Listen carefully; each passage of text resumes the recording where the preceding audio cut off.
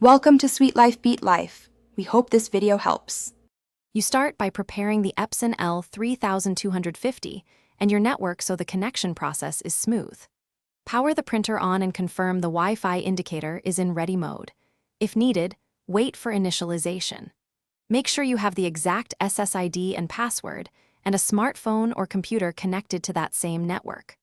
Once done, locate the printer's Wi-Fi button and the Wi-Fi setup option in the control panel menu. These are the first actionable controls you will use to join the network.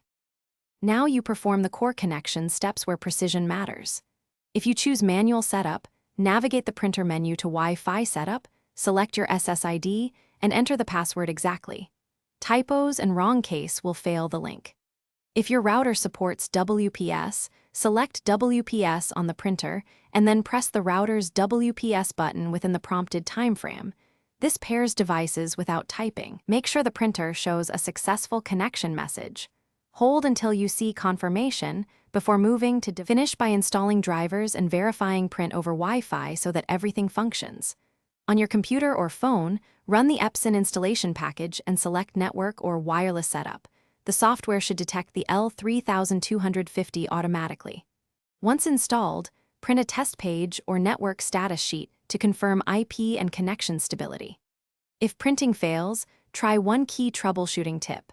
Restart the router and printer, then re-attempt connection. This clears temporary conflicts and often resolves authentication or discovery issues quickly. Thanks for watching. Consider subscribing if we helped you.